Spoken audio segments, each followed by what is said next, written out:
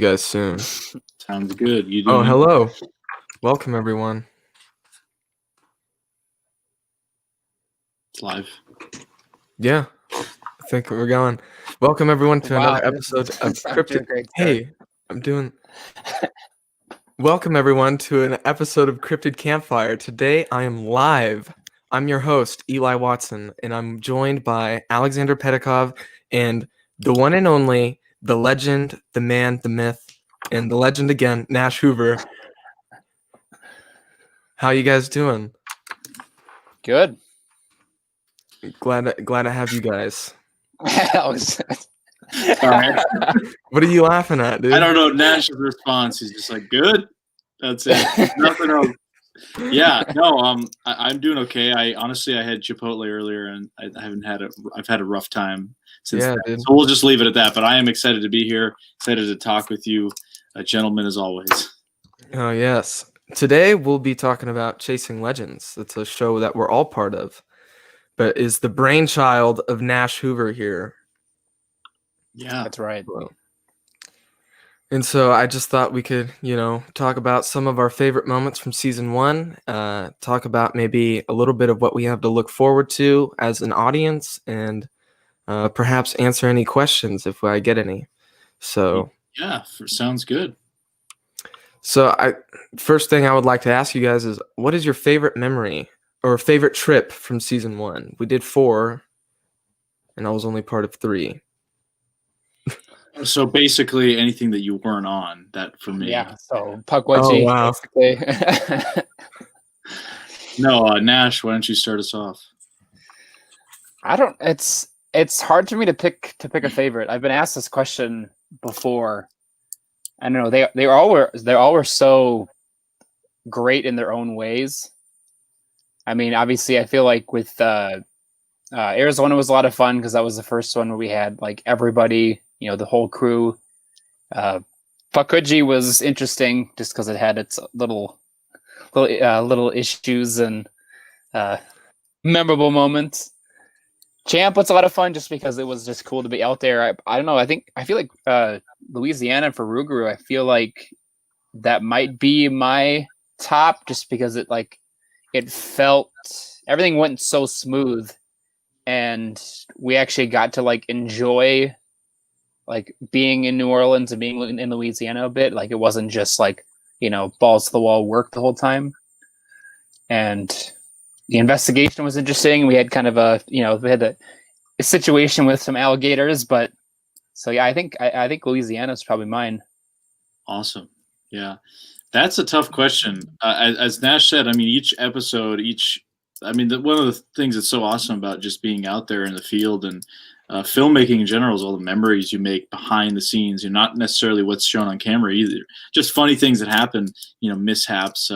I'd say each episode had its own flair, but I'm going to put together a few, let's say the worst moment or, not the worst, the craziest moment, then like the funniest and just the coolest. So I'd say if I'm talking about the coolest kind of, for me, I'd probably have to put Arizona up there simply because there's just something, that feeling about going out west that's always, at least for those of us more in the east here. I know for Eli, that was technically going east. Yeah, it was. Yeah.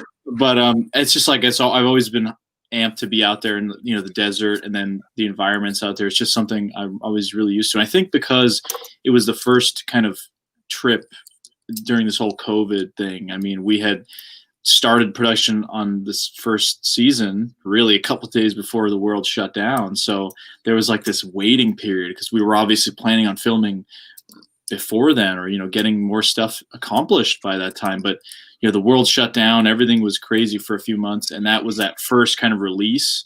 So that just felt really cool to get out there. And then obviously we got to meet Eli for the first time and we had like our full crew together. And it was just something about that rim and the view. One of my coolest moments, I guess, on season one. And I'd say the funniest would have been during Lake Champlain when we were in Port Henry, New York. interviewing an eyewitness. We won't name any names. You guys know what I'm talking about. So basically, the Van Sluten. the Van Sluten. You're at the Van Sluten. So we had this incident where we were supposed to meet up with somebody that we were interviewing, interviewee, and we showed up at the location that they had mentioned, and we gave him a call, and he's like, "Oh yes, I'm here at this location." We said, "Oh yeah, we are too." He's like, "No, you're at the other one." And we said, "No, we're here." So then he's like, just meet me at the other one. So we start driving halfway around town, and he's like, "Oh no, go back." We had a back and forth few phone calls, and I mean, it just turned into this point where at one of the calls, it was like, "No, just stay there." And it was like it was a lot funnier at the moment. Maybe because we were a little worried that he was going to be pissed off at us and it was just not going to be a great interview. We're like, oh, geez. But it turned out to be quite a hilarious mishap because I think total we swapped places once or twice. So he drove halfway around town from one harbor to another, one marina to another twice. And it was just a funny moment. And then the downright, what did I say, strangest or craziest moment?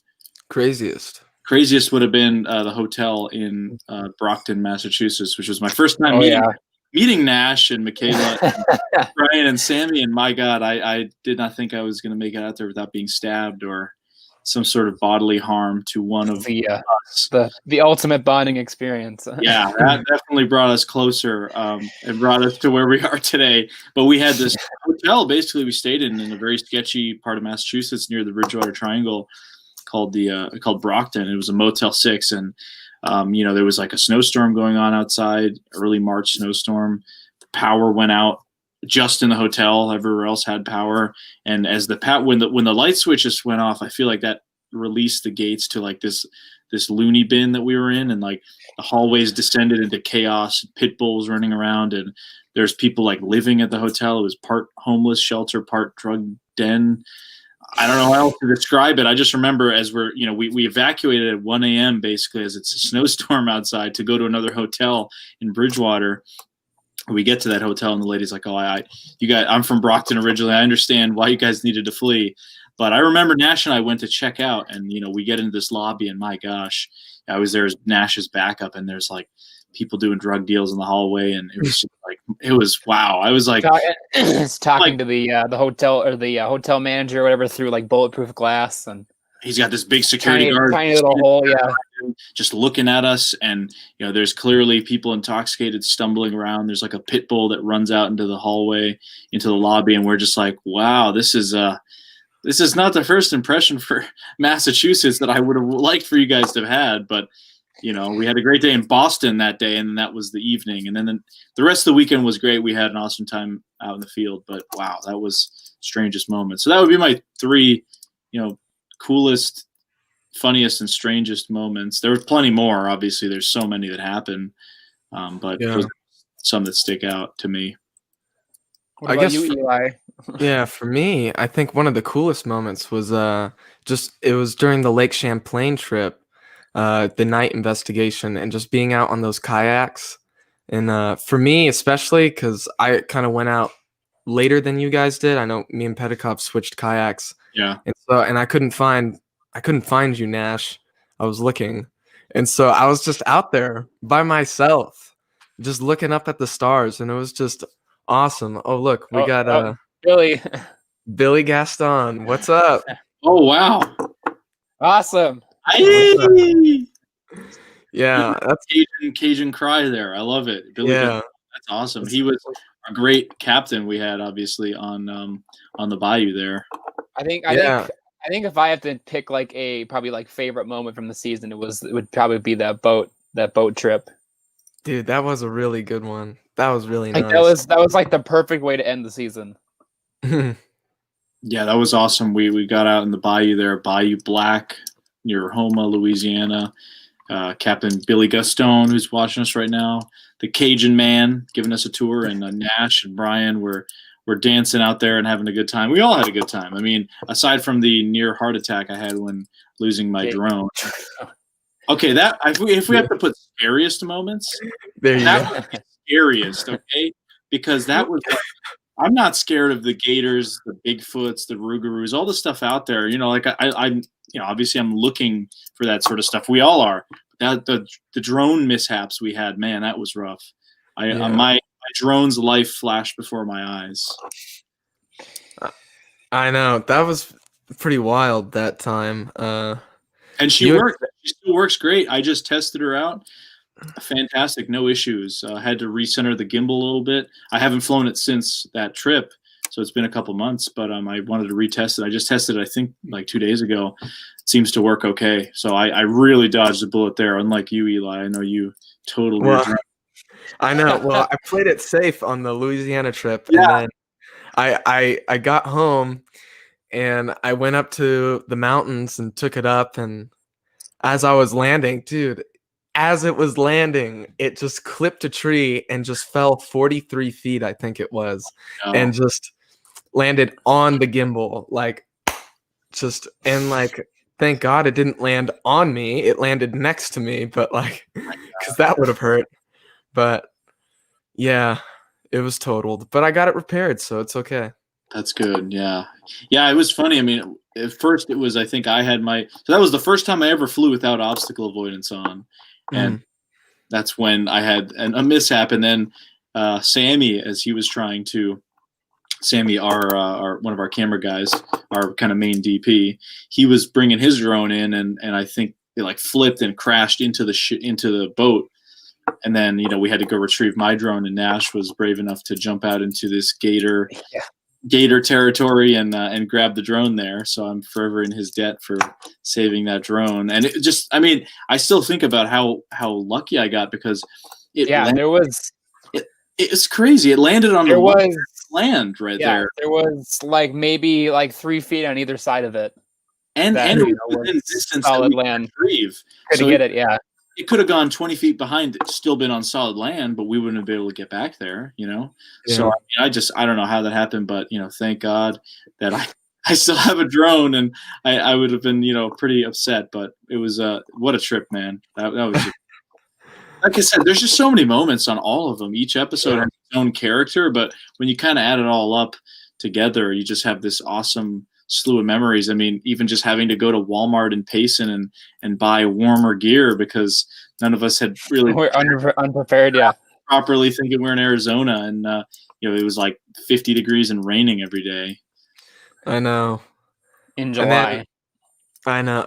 Me and Alex, we were hanging around Phoenix the next day, and it was 110. It was literally double what it was on the rim.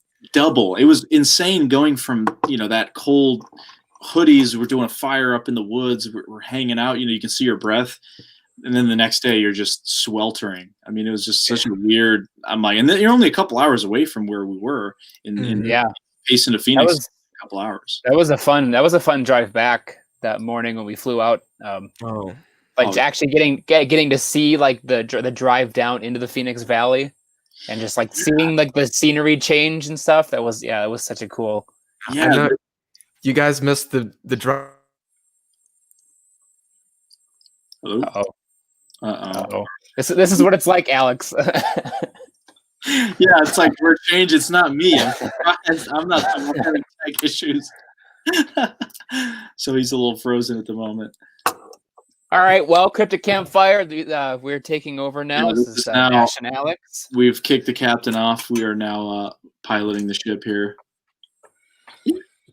No, but one thing I noticed on that drive down, do you see all those burnt trees that were there? Yeah, that was crazy. Or not trees, cacti, excuse me. Yeah, just everything. Yeah, it was just jet black, everything. It was crazy. It was nuts, because when the five or six of us had I guess it's really this I like the host is just gone. But anyway, when we were driving up, it was night, so we didn't see anything. Oh, there he is. Yeah, I don't know what just happened. You just left your own show. We took it over. It's Cryptid Campfire is ours now. It's now Did you guys hear watch live? Before I left, unexpectedly, I was saying I think the drive up to Payson from Phoenix Oh, there he goes again. He just can't talk about it. He's revealing too much. The government's in on it. Oh, my God. You're not allowed to talk about it, Eli. They're stopping you. You're too powerful. We're in 3 time zones here, and it's just oh my God, this is great. What Eli, you happened? okay? I hope so. He's getting like abducted. Okay, no more talking about the drive. And he's gone again. Oh, there he is. Yeah. No more. Oh my goodness. Goodness, the issues That shall will remain a go mystery. down in live stream history. Oh crap! Oh, we got Jedi imposter. Greg, hey, what's going on, Greg man? Morrill, official. He knows that we did when we did he did like a holiday cryptid show on Christmas Eve there, and it was like when I was on, obviously when I was on, of course, the show just like crashed and he had to redo it. He was having all these people jumping into the show, and then I came on. Yeah, he asked me to be a part of it, but I was like doing the family Christmas at the time. I think I watched I watched yours. Yeah, well, I was on and like halfway through it just cut. And then I was like, I don't know, did I do something? Because I'm usually the one with the tech issues. So I was like, oops. But luckily it was just a minor issue. But I think Eli's out again. Yeah, Eli's frozen again. Entertaining. Oh God, what a professional. Yeah, this is the joys of live streaming. Something StreamYard usually works pretty well. But in the days and the age of live streaming now with all the remote stuff, it's you think people would have their stuff figured out and these like, tech issues and all that stuff, but no mercy, I guess. Well, the show must go on, I guess. Yeah, I mean, I'll just take over. Oh, he's gone again. All right, how about this? So Nash, obviously you've been doing Chasing Legends for a while. As we talked about, it's kind of your brainchild, your creative endeavor in the cryptid world. When you set out to do season 1, did you envision all the things that we ended up kind of doing or going to, or what? Let me rephrase this. How differently do you think it's going to come out than compared to your vision? Because obviously, as creative people, we all have a vision, but then like the journey will take you down different paths. You'll talk to different people. Things can change. What do you think compared to your original vision? How close, or did you completely veer off in terms of like creativity and everything? Honestly, I'm still shocked that we even pulled it off in the first place. That's true. Like I still think about it, like how did we do it? Like especially with COVID and everything going on, like how did we manage to do this? But yeah, I think being a creative person, you definitely go into these things with an idea of what you want it to look like or what you expect it to look like. And I think that it definitely came out better than I expected, but it's definitely different than I kind of pictured in my mind, but in a good way. And yeah, I guess bringing you and Eli on obviously like made a huge difference because it just like it rounded out the team and it just added, that much more personality to everything. I mean, obviously that, we came into this originally, it was just going to be, the guys here from Minnesota that I usually work with. And then, we brought Aleks, we brought you in originally just kind of as like almost like a consultant basically on that first episode. And then everything, everyone just clicked and we were just like, screw it, let's keep going. Then Eli just kind of like showed up in Arizona and we were like, dude, you're awesome, stay on. And then he, stayed on and he's frozen again.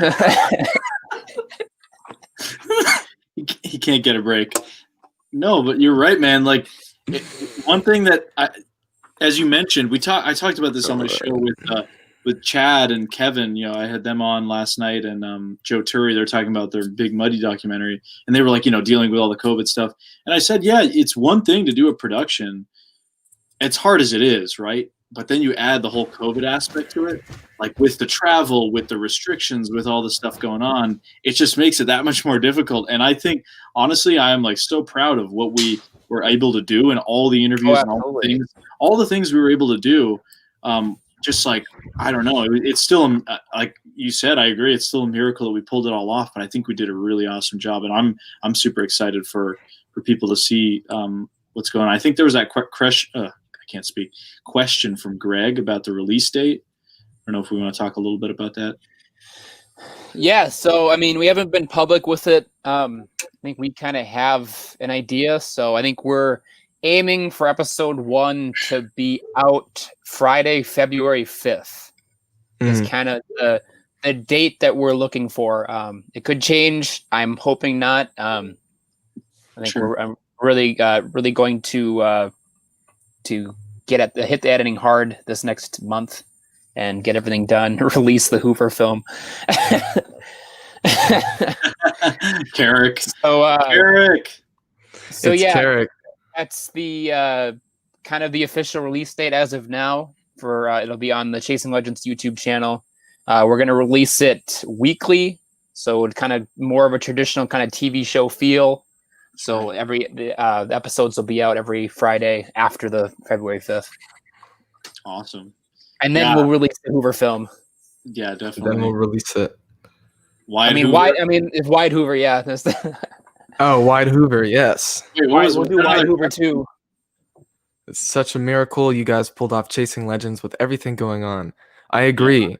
I think Champlain is really a testament to that one. Yeah. Oh my God. I think yeah. It's crazy to me that was the only one that COVID really like threw a wrench at. It's like Arizona and Louisiana, it was like almost like there was nothing going on. Yeah. I mean, obviously you had, we wore masks where we had to, but just like we had plans for so much more that we wanted to do with the Lake Champlain episode that we couldn't do because COVID stopped it. So it's like we pretty much just had to pull out. I mean, the interviews went great, but it was like our investigation like fell apart, like, and we had to like rebuild it, and then it fell apart again. It was like, and you're gonna see that in the episode, just like the scramble to make the investigation work. It was just like so, because you're dealing with multiple states. I mean, we had Vermont and New York. New York, obviously, the state where there's the most COVID deaths back in the initial rise of it. So you're dealing with two states that have different approaches to how they deal with it. Lake Champlain's divided. Arizona and Louisiana, for the most part, we were in these like wilderness areas, so we were kind of like away from stuff.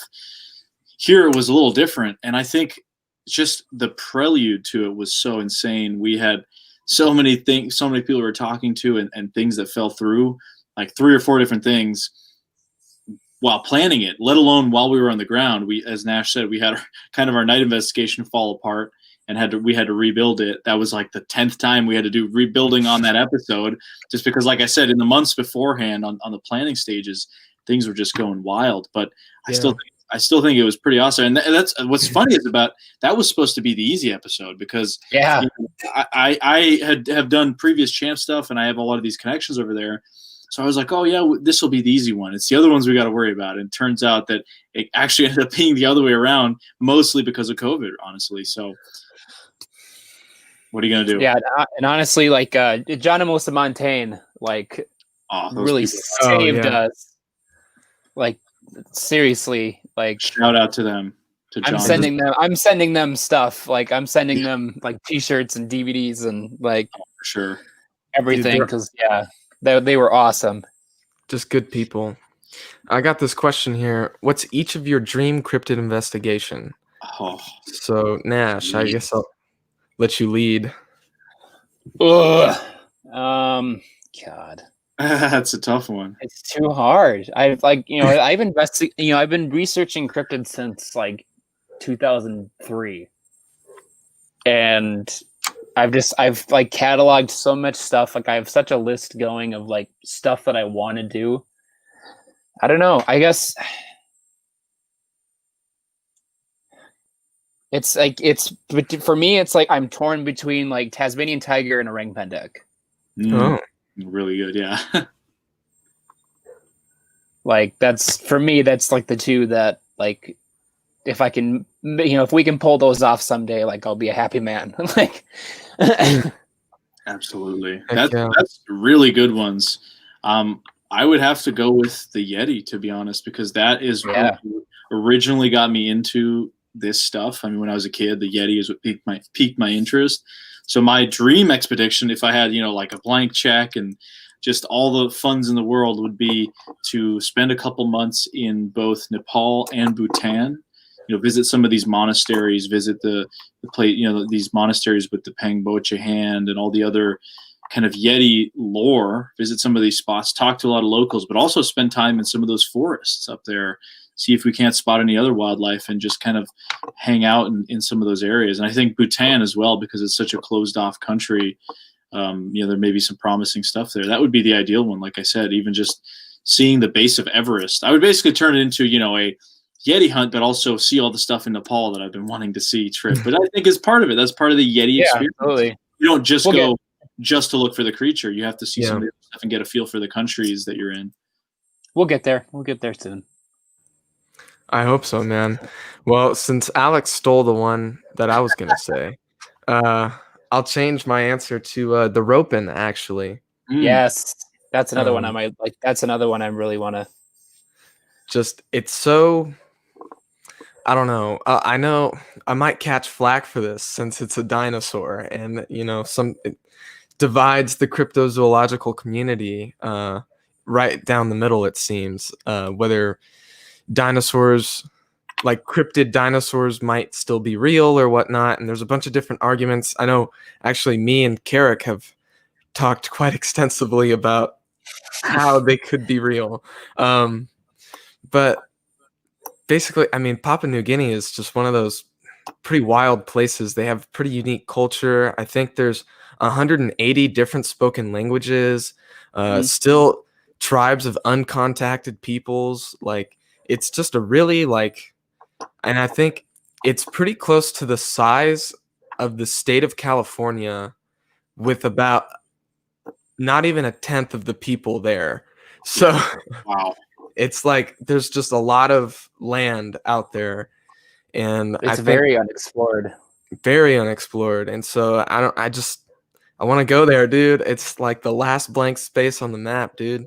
Yeah. And if there's dinosaurs, dude, it's like a real life Skull Island, That's such a good way of putting it. Yeah, I feel like if if there's anywhere in the world other than like the middle of Australia that could, and Africa, like the Congo area of Africa, that could hide like living dinosaurs, it would be probably PNG. Yeah. Oh yeah. How about this? I got a question for you guys both. Oh. I'm going to turn the tables on this question. Is there a cryptid you'd absolutely not want to go look for? Like something you're least interested in? Oh. Cryptid you hate the most? God. I would probably say the Hodag. That's not you can't real, say that. Okay, so retracting that answer, and I'll think of something else. I can't think of anything that I don't want to look for. I feel like that's like it's like all. I mean, there's so many good ones. I mean, there's some out there that are obviously like pretty like obviously made up, but like there's so many good ones out there that like don't get attention that should. So I guess I don't know. There's not. Yeah, I'm down to look for anything as long as there's like a good story to tell and like enough to actually like research. Yeah, no, that's this is funny. I will say mine would probably be Loch Ness at this point. Yeah. Yeah.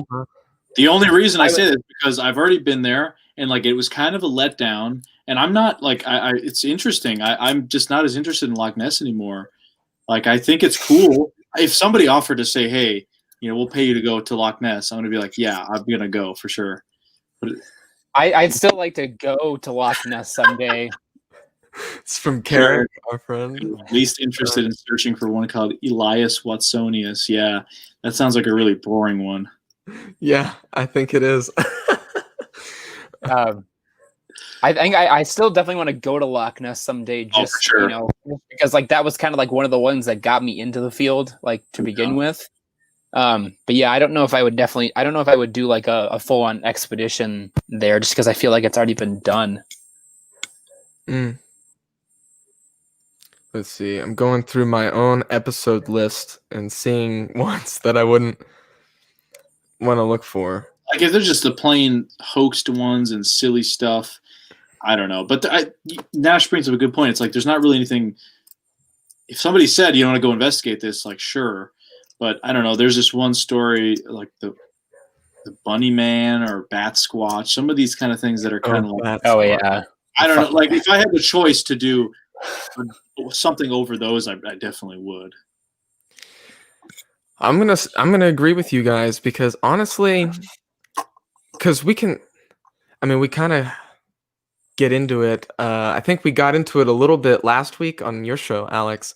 Just kind of the more of a philosophical side of cryptozoology, but like some of the things that are included in cryptozoology aren't even cryptids. Yep. So like like Goat Man, like Owl Man, like you just said, Bat Squatch. I mean, so Flatwoods Monster, I would say, isn't even really a cryptid, even though it's considered one. Still cool. It's just like more on the paranormal / UFO side.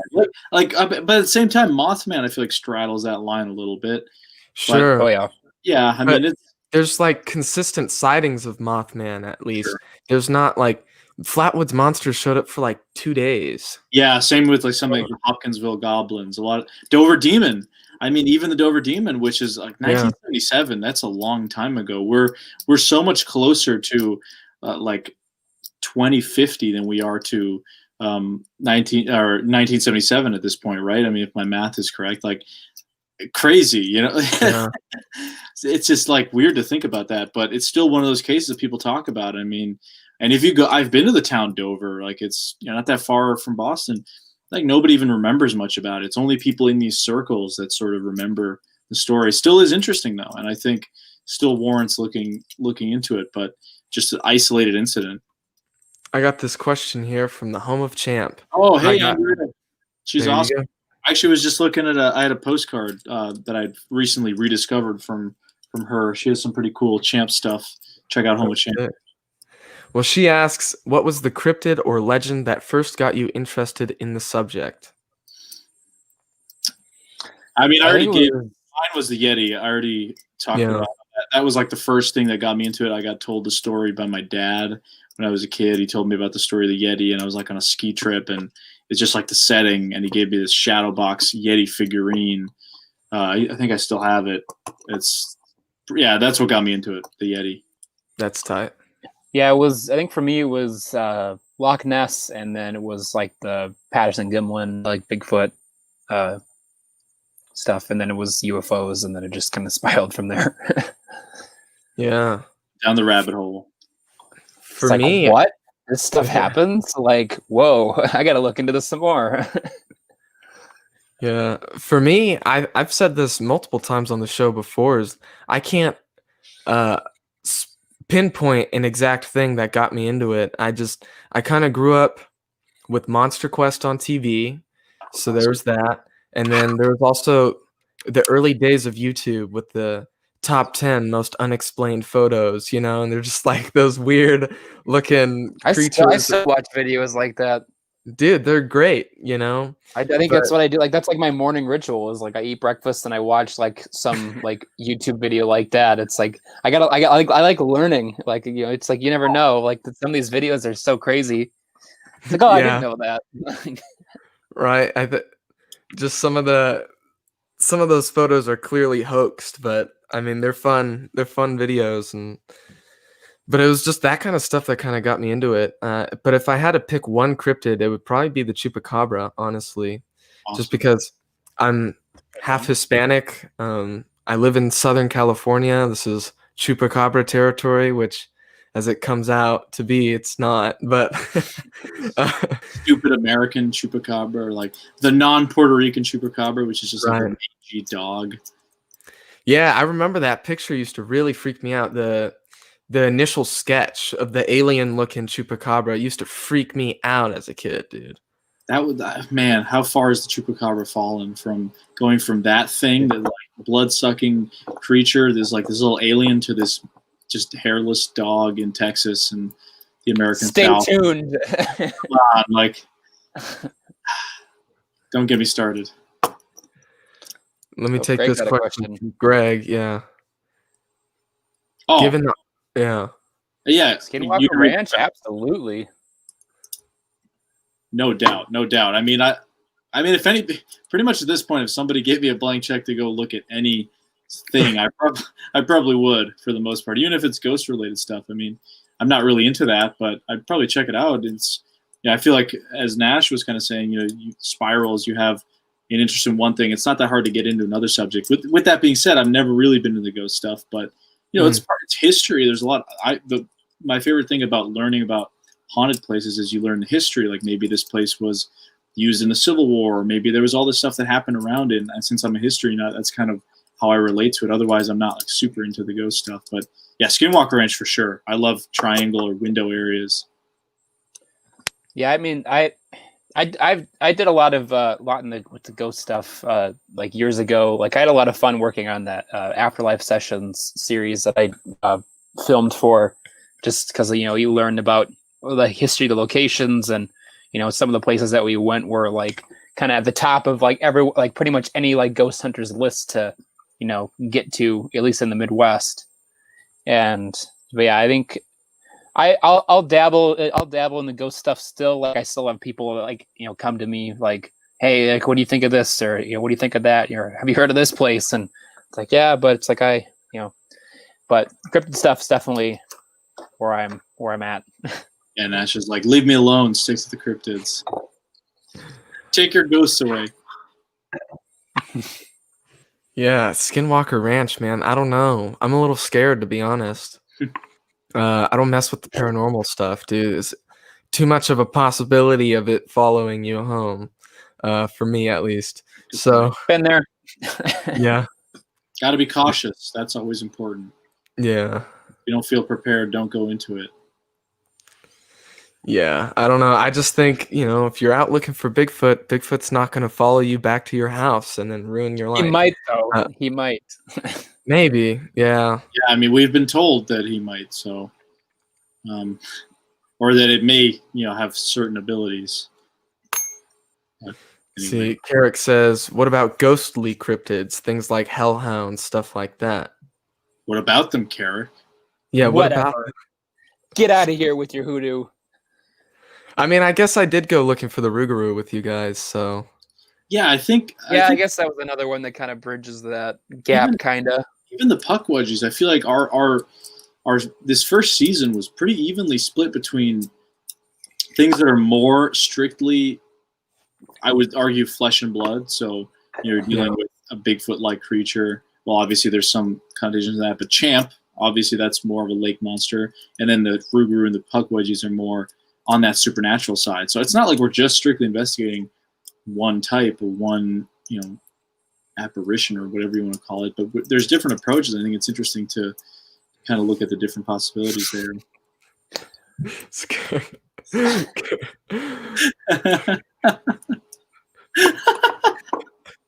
This guy. Okay. Oh man. We'll have to do another. I mean, Alex, that show we did last week with Carrick and Nash, and that was awesome. That was one of the funnest shows I've ever done. Absolutely. We got to do that like every day. Cryptid brain trust kind of thing going on. Because we're all friends, so it works. We talk about some pretty big brain topics overall. Big brain topics. That's because we already know going into those subjects that we know where each person stands, and it's just fun to kind of get some people riled up about. Totally. Yeah, I've had some people at my job try to talk to me about Bigfoot. They see my hydro flask, it's got Bigfoot all over it, and you think Bigfoot's really out there, huh? And I'm like, yes, I do. And they're like, I just don't see it. And I'm like, All don't right. know how you can't, but and I don't want to go off because then Yeah. it's just like it's just too much information all at once, you know. So Oh, totally. It's you know, like, getting into things like, you know, dude, I literally had a dude tell me 2 days ago that the Patterson Gimlin film is clearly a guy in a suit, and I'm like, bro, it's not. Yeah, because the guy like making Hollywood monkey suits at the time, couldn't even said that he couldn't make anything that yeah. good. No. It was a Hungarian guy who was doing the Planet of the Apes costumes, and he was like, "I wish we had technology that good." And there's been a bunch of people that claimed they were in the suit. I mean, without getting the whole debate about the PGF film, because I honestly I don't know. I mean, I lean more towards it being real. There were some sketchy circumstances to that film, including Patterson himself and being involved in searching for Bigfoot. And there's plenty of arguments on both sides, but I think the attitude of the general public who haven't spent any time looking into these subjects is just like that immediate dismissal. And I always tell people, I'm like, hey, I mean, it's good to be open-minded. Like, if you want, go out in the woods and spend some time in the woods at night and see if you feel like there's no possibility of anything being out here that you don't know about. Because I guarantee you, there's probably something watching you. It may not be a Bigfoot. It's probably another animal, but humans are so kind of disconnected from the natural side of things. When you put people out in the woods, especially if they're city slickers or whatever, they just have no idea. They're walking around like elephants. Every little thing spooks them. So how are we in control of this environment? Clearly, we're not. Most people aren't, at least. Yeah. Oh yeah. I feel with the Patterson Gimlin film, if that would have came out like today, there would probably be more merit for being a hoax because they would have something to gain. Yeah. Whereas back then, no one was really looking for cryptids. Like, it was not as mainstream of a subject as it is today. So it's Yeah. like, those two guys had no reason to make it up. Well, it's like nowadays you have to, every piece of supposed video or photo evidence has to be scrutinized extremely. And like every single piece of footage that comes out of any kind of cryptid or UFO or anything like that nowadays is immediately dismissed as fake. Majority of it turns out to be fake because there's all these softwares that you can edit stuff. You can do CGI. You could do fake costumes. So like you said, Nash, if this thing was to come out today, absolutely, it would have to be scrutinized extremely. And I think every piece of video that does come out in the modern times, you just can't trust it anymore. I mean, you can't trust any image because you could just you could doctor it in any sense with it easily with an iPhone nowadays, let alone 5-6 years ago doing it in Photoshop. Nowadays you have apps that let you put weird stuff on your face and all this other stuff, so you can fake all kinds of stuff that could fool a gullible person. But I think that's what we're more savvy with that kind of stuff nowadays. But yeah, definitely at that time, I mean, it would have been hard to do such a convincing costume. But I don't know. I think it's a moot point. I don't think if it were to be proven real or fake, I don't think it's going to change anything because we know that a piece of video just isn't going to cut it for science at this point when it's a topic like Bigfoot. It might work with monkeys and types of apes they find footage of that helps them, identify if this thing may be real or not. But something like that, you're going to need to have a piece of something. Right. Carrick throws this out. So much of it definitely hinges on visual interpretation. Is that a muscle or a fold in the suit? Yeah. What differs one from the other? How reliable are polygraphs really? I don't think polygraphs are accepted as... Not anymore. They're not anymore. Like in a court of law. It used to be, a couple decades ago, polygraph was admissible in the court of law as a piece of evidence. Now it's not because you can be coached how to fake them. However, I mean, it's... Hey, Aleks. What up, Aleks? You can fake, the polygraph and convince somebody, but like it's the same time. I think the way it's overcome. For example, if you're coached how to fake on a polygraph or get the desired results, it takes some training. You can't just randomly do it. At least I could be totally wrong. That's at least from what I've read. So I still think they're pretty legit, but they're definitely not considered admissible anymore or a standard in law practice. And if there's any lawyers out there, you guys can tell us more about that. How can you not believe Bob Gimlin? I think the answer is most people don't even know Bob Gimlin exists. I think most people don't even know the footage is called the Patterson Gimlin film. PGF. It's just I think footage. it's just people kind of just think it exists in this vacuum. You know what I mean? It's just like they probably wouldn't be able to name it, but if they saw that still frame of Patty, they'd be like, "Oh, I've seen that. Everyone's seen it." yeah, It's the second most analyzed piece of video probably on Earth after the Zapruder film of JFK being killed. yeah, It's in terms of like how many people have analyzed it and broken it down and rebroken it down. So it's very famous in almost every Bigfoot image. I mean, even this sticker here, Eli, we got this on Mount Washington. we did. Had a Bigfoot sticker up there, and I was going to put this on my cooler, and I just found it. And look at that frame. What does that remind you of? That walk. It is. Yep. I mean, that's the Patty walk. And almost every example that I can pull from my own personal collection here, it's of that. Yeah. It's that walk. You know, that classic frame. That's what people think of. You say Bigfoot, people think of that like walk. You know. Mm-hmm. Gait. The mid-tarsal break, which is so clearly visible. I tried to explain that to this dude who said that it was clearly a dude in the suit, and I was like, "Well, people's feet don't bend this way," and he was like, "Oh, okay," and I was like, exactly.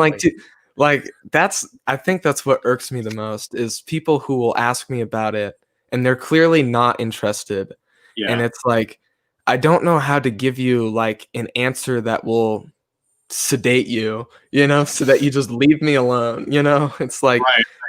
Because you're clearly not open to it, I think nowadays it's almost like people, regardless of the topic, people just come into a discussion with their minds already made up, and there's no amount of evidence, because I feel like now you have people living in different realities, and what constitutes reality and what's true, it depends on your worldview. So if you're coming into a conversation like that, ultimately it's not going to be fruitful. I mean, if you're going in to learn something, you should at least have the attitude of somebody brings new evidence up. You're like, oh, okay, I didn't know that. Maybe I'll consider that and I'll look into it.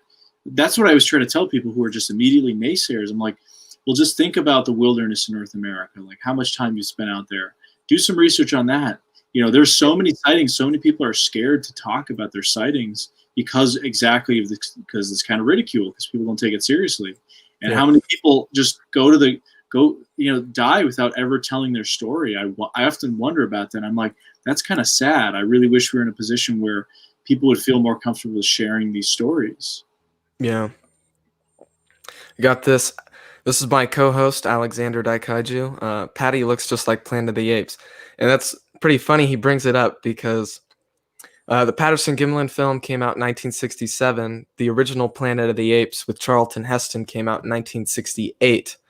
And so just a year later, and that was top of the line special effects. And I mean, as you can see, Planet of the Apes doesn't look anything remotely similar to the Patty.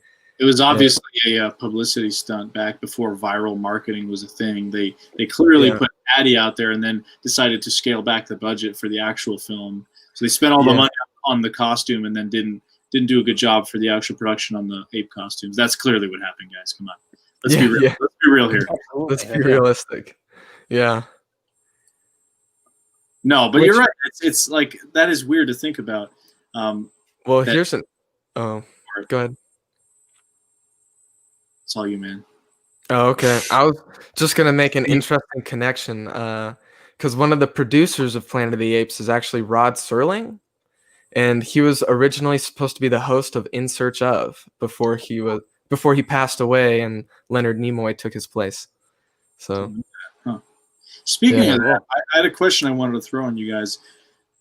What shows would you say, not necessarily like a singular documentary or movie, but shows in general, would you say were influential? I know we talked a little bit about Monster Quest, but are there any other ones you guys grew up on that were really like inspired you or kind of were known to you? Destination Truth. Oh, yeah, that was probably my guess.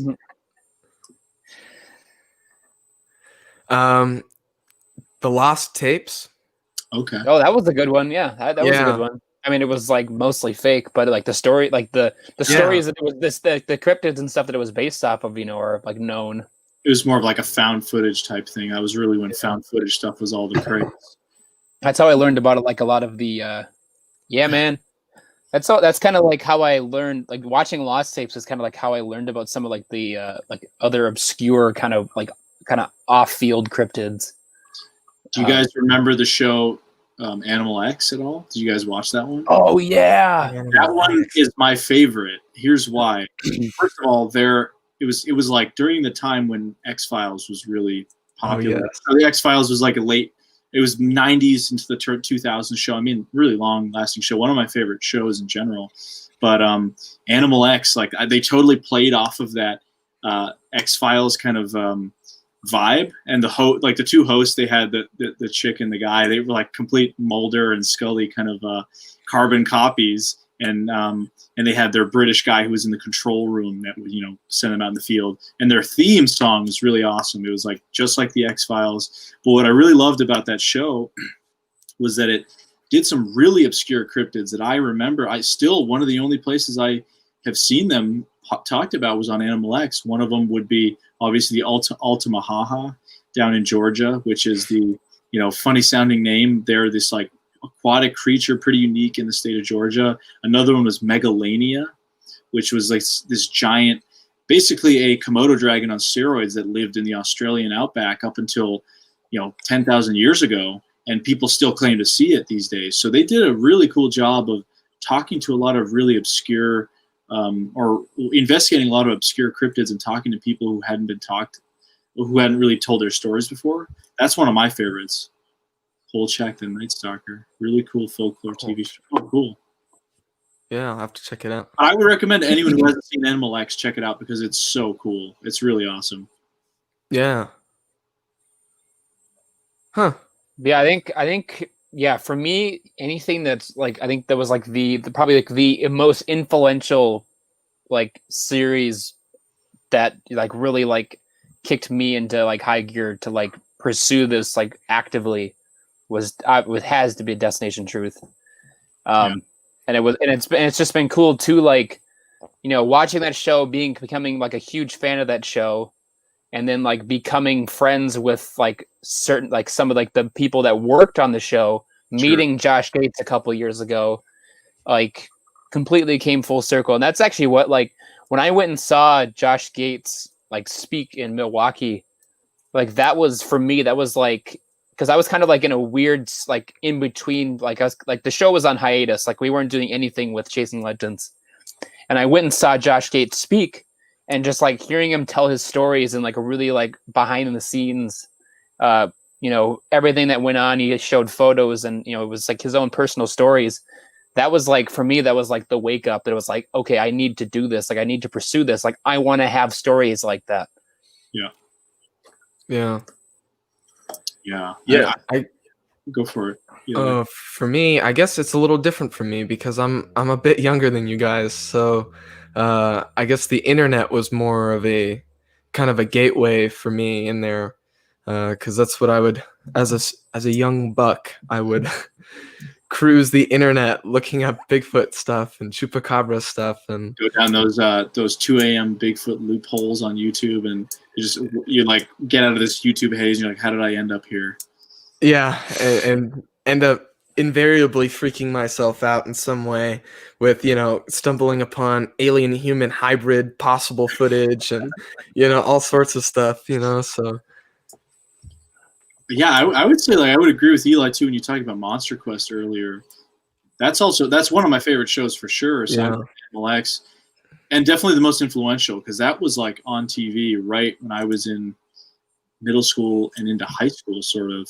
And that show was just amazing. And when I had Doug Hychek, the producer of it, on my show recently, I mean, he was like probably one of the favorite people I've talked to about this kind of stuff because he was one of the most forward-thinking researchers. And I thought, looking into, I'm like, oh, this guy seems pretty interesting. I thought he was going to be more like a TV kind of guy. He's a wildlife photographer and documentarian. So I was thinking, he's really into that kind of stuff.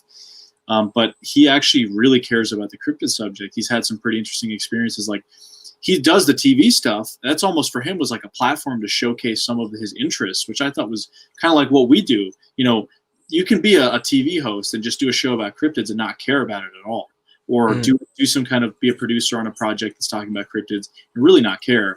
But once you're passionate about it, I think it shows. And that's why Monster Quest, I think, is still an exceptional series because they really went to some great lengths to try and investigate. And I mean, they're the ones that kind of really brought up the idea of the champ echolocations. They were the first ones to really talk about that in a lot of ways. Them and And then the giant squid with the footage of the giant squid, and a lot of these other, the orang pendek. There was some expeditions for that. Just some really, really great stuff. I mean, the show was really awesome the way they covered so many different topics. I mean, even looking for gators in the sewers of New York. I mean, that's still cryptozoology, which I think is really interesting. It's one of those urban legends that's always there, and just so many cool stories like that.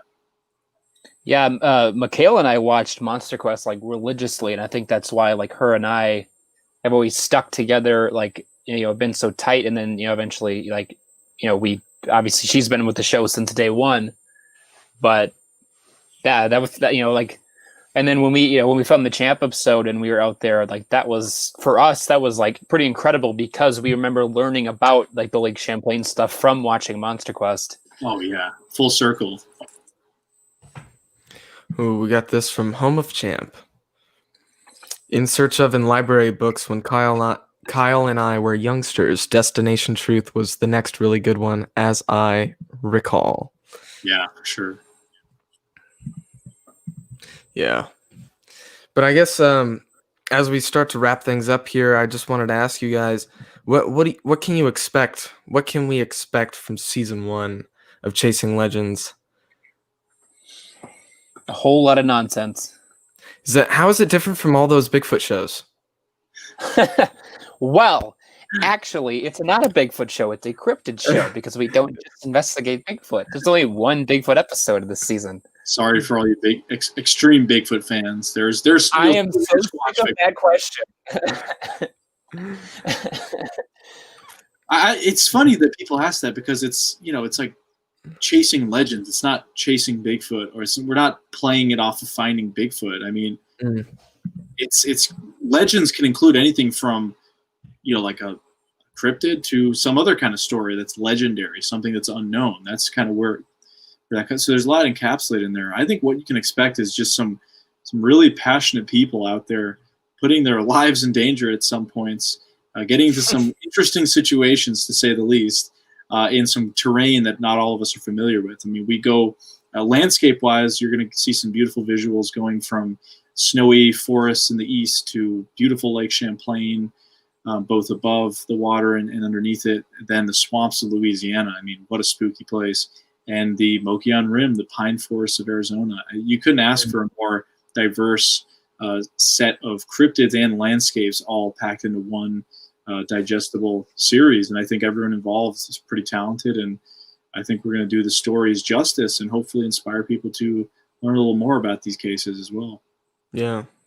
I think what is going to surprise people, and I know has already surprised people, is that, you know, we're doing this show, like, you know, like I created the show, we're all in it together, like we all work on it equally, like, you know, it's nobody works harder than anybody else. And like, we're all genuinely passionate about this subject. Like, we're not just like a hand-picked crew that is going out and looking for this stuff and telling these stories. We're out there looking for this stuff because we actually want to find answers, and, you know, we actually believe that this stuff could be possible. We want to, you know, find new evidence and push the field forward. And, you know, we're all genuine, passionate people. Like, there's no BS to this. It's, you know, It's all real. Like, we documented and put out what happens. Like, there's no, you know, we don't fake anything. There's no scary music to, you know, create tension. There's no, you know, there's no jump scare every, you know, few minutes to, you know, during the investigations. It's completely raw, unscripted. It's what you see is what we saw and how it happened. Yeah, I think that's a really good point. There's no, you know, saying, oh, everyone here, quick, let's you know, say that we heard a sound and kind of do a reaction for the camera. If we were doing that, I honestly would have gotten off the show and said, no, sorry, have fun doing this on your own. But that's not the kind of people we are. That's not what we do. As Nash said, everything that happened or doesn't happen, we document it. You know, we break it down into a digestible piece. So you're not just, you know, because half the time out in the woods, you're just for hours on end, just listening to nothing going on. So obviously if you put that all in there, it's not going to be very exciting for people. So we put all the important moments and all the things that we experienced out there, and just our overall feelings about the case and the area. And I think it's just a lot of fun to work on. I think it's going to be a lot of fun for people. We've already have a bunch of trailers out. There's going to be another teaser trailer for episode 4, which is the Rougarou episode this Wednesday, both on my channel, Sasquatch Out of the Shadows, and of course Chasing Legends on YouTube and on Facebook, Instagram. Follow social media and that kind of stuff. But hopefully we'll get a trailer for a full season trailer in the new year in 2021. So yeah. And it's like I think for me it's like there's no reason that we would need to fake any of this stuff or make it even more scary, because the places that we're investigating are already scary as they are. Like, we had some pretty crazy experiences and we didn't have to make it up. Definitely not. It just happened. And that's just the beauty of this. I mean, sometimes it gets boring because we're just wandering wandering around the woods in the middle of the night and stuff doesn't happen. But we're open to showing that. We're open to showing those down points. And you have to realize that a lot of these shows, there isn't just stuff popping off 24/7. There's a lot of stuff that they cut out because it's nothing for the sake of time or whatever. For the sake of time. I always try to include those little bits where it's like, okay, it's really quiet. Like, I don't think anything's, here. There's no animals, whatever. But you have to, we have to, you have to show it's a genuine, and the show is it's like one part. If you're in the field and you're aware of these stories, it's just going to be entertainment. It's watching other people look for new evidence, tell the story some more. Maybe there's some stuff you find out that you didn't know, because we learned a lot of stuff from some of these cases that, especially some of these cases that we've, had researched before. But at the same time, it's also a show where if you're new to the field, we make it very approachable, and it's like Alex said, it's easy to digest. It's not something that you have to be a hardcore cryptid fanatic to understand. We really break everything down and explain everything, what's happening in the whole process, and kind of, the equipment that we use when we're investigating. We kind of, explain what it is and kind of what we're doing.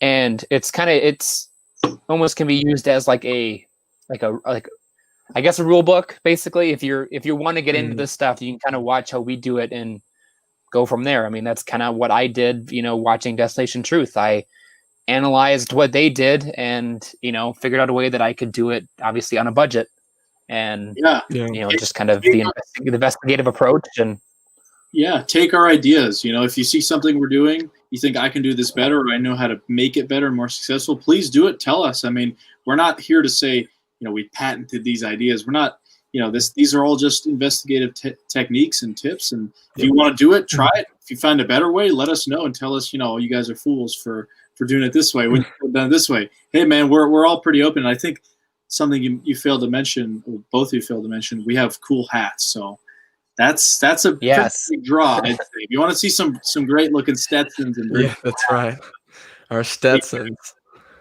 Oh man, I miss wearing my Stetson out, man, dude. I can't wait. Well, I was gonna say something. I just completely blanked. Thanks, Andrea, can't wait to show you. Andrea's awesome. Check out Home of Champ. You guys need Champ merch or just awesome stuff. Greg, awesome dude as well. Thank you, Greg. God, what was I gonna say? I had something. You're gonna tell us how to follow you online. I'll get to that. But to add what Alex was saying, the show is just a wrapper to our research.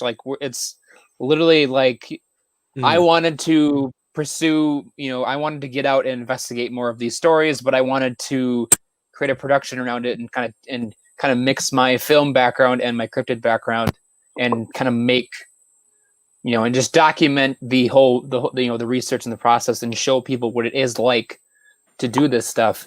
So absolutely feel free to, you're not ripping us off, obviously if you do a similar show and completely do the exact same thing we're doing, but in sort of a research standpoint, feel free, do what we do it better, do it worse. I don't care.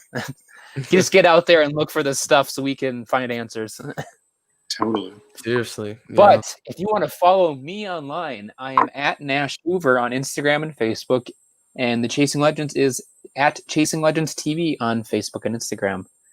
And I think the YouTube is like True Chasing Legends or something like that. Just search Chasing Legends. You're gonna see a bunch of stuff about a bike race film. Not that you'll know which one's the real one. There's a Tour de France documentary called Chasing Legends as well, and I get it. It's been hard to separate the two. I've worked very hard to try to get Google to show us first. Yeah. Wow. So that's interesting. Interesting. So you're chasing Bigfoot in the sequel. First, it was the Tour de France. Interesting direction. I would have never guessed it. We're gonna the sequel is gonna be Lance Armstrong riding his bike through the woods, and he's gonna have a bunch of equipment on the handlebars, a bunch of thermal and night vision stuff. He's gonna give Bigfoot one of the yellow bracelets. That's the goal. Yeah, they will live strong. Yeah. Yeah. So the next good Bigfoot footage that comes out is you're definitely gonna see that bracelet on there. So you'll know it's legit. Right on. Petakov, how can I follow you online? Don't. It's not a good idea. I don't post very often. I'm not great with social media. I'm just kidding, of course.